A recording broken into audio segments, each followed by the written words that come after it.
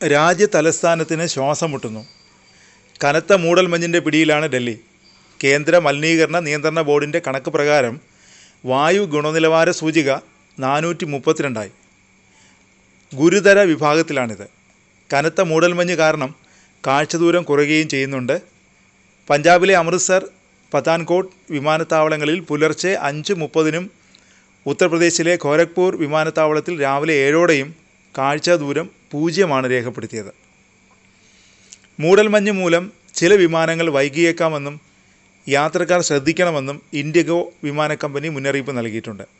കഴിഞ്ഞ 24 മണിക്കൂറിൽ ഡൽഹിയിലെ വായു മലിനീകരണത്തിൽ വലിയ വർധനവാണ് രേഖപ്പെടുത്തിയത്. 36 നിരീക്ഷണ കേന്ദ്രങ്ങളിൽ 30 എണ്ണത്തിലും വായു ഗുണനിലവാര സൂചിക ഗുരുതര വിഭാഗത്തിലാണ്.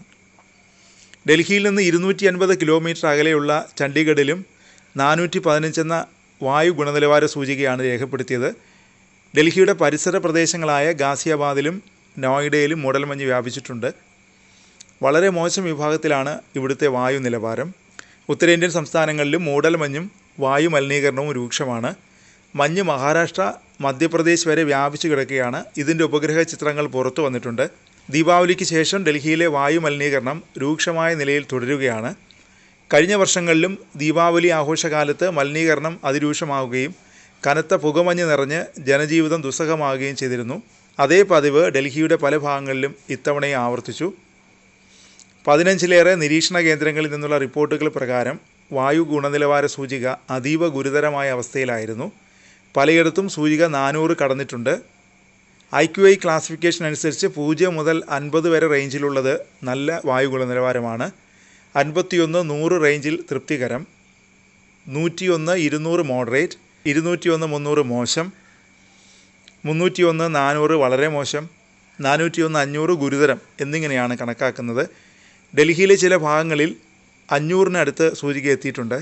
തികച്ചും മോശമായ വായു ശ്വസിക്കേണ്ടി വരുന്നത് ഡൽഹിയിലെ നഗരവാസികളിൽ പലർക്കും അസ്വസ്ഥതയുണ്ടാക്കുന്നുണ്ട്. വായു മലിനീകരണം കുറയ്ക്കാനുള്ള കർശനമായ നടപടികൾ ഡൽഹിയിൽ അത്യാവശ്യമായിരിക്കുന്നു. ഇതുമായി ബന്ധപ്പെട്ട് ഡൽഹി സർക്കാർ ഡ്രോൺ ഉപയോഗിച്ച് വെള്ളം സ്പ്രേ ചെയ്യുന്ന പരീക്ഷണം തുടങ്ങിയിരുന്നു. മലിനീകരണം ഏറ്റവും കൂടുതലുള്ള മേഖലകളിൽ ഈ രീതി ഫലപ്രദമാകുമെന്ന പ്രതീക്ഷയാണുള്ളത്. പൊടി പഠനങ്ങൾ നിയന്ത്രിച്ച് വായുവിൻ്റെ ഗുണനിലവാരം മെച്ചപ്പെടുത്തുന്നതിന് ഇത് ഉപകരിക്കുമെന്ന് ചൂണ്ടിക്കാണിക്കുന്നുണ്ട്. തുടക്കമെന്ന നിലയിൽ 3 മിസ്റ്റ് സ്പ്രേ ഡ്രോണുകളാണ് ഉപയോഗിക്കുന്നത്. ഫലപ്രദമെങ്കിൽ കൂടുതൽ ഡ്രോണുകൾ ഉപയോഗിക്കുമെന്നും സർക്കാർ പറയുന്നുണ്ട്. പൊടിയടക്കുന്നതിന് റോഡുകളിൽ വെള്ളം സ്പ്രേ ചെയ്യുന്ന സംവിധാനത്തിന് പുറമെയാണ് ഡ്രോൺ ഉപയോഗിച്ചുള്ള നിയന്ത്രണവും. ഇത്തരം മാർഗങ്ങളൊക്കെ താൽക്കാലികമായി ആശ്വാസം നൽകിയേക്കാം. എന്നാൽ സ്ഥിരമായ പരിഹാരം അന്തരീക്ഷത്തിൽ മാലിന്യം പടരുന്നത് നിയന്ത്രിക്കുക എന്നത് മാത്രമാണ്. സർക്കാർ നിർദ്ദേശങ്ങൾ ലംഘിക്കുന്നവർക്ക് കനത്ത പിഴ ചുമത്തുന്നതടക്കം നടപടികൾ ഫലപ്രദമായി നടപ്പാക്കേണ്ടിയിരിക്കുന്നു. മലിനീകരണത്തോത് ഉയർന്നതോടെ നിരവധി ആളുകളാണ് ശ്വാസതടസ്സവും കണ്ണുനീറ്റലും ചുമയുമൊക്കെയായി ആശുപത്രികളിൽ എത്തുന്നത്. ശ്വസന സംബന്ധമായ അസുഖങ്ങൾ മൂലം ആശുപത്രികളിൽ എത്തുന്നവരിൽ 20% വരെ വർധനവ് ഉണ്ടായിട്ടുണ്ടെന്ന് റിപ്പോർട്ടുകൾ പറയുന്നു. എയിംസ് അടക്കം ആശുപത്രികളിൽ ശ്വസന സംബന്ധമായ അസുഖങ്ങളുമായി എത്തുന്നവർ വർദ്ധിച്ചിട്ടുണ്ട്. ഇത്തരം അസുഖങ്ങളുള്ളവർ പുറത്തിറങ്ങാതിരിക്കുകയാണ് നല്ലതെന്നാണ് വിദഗ്ധർ നിർദ്ദേശിക്കുന്നത്.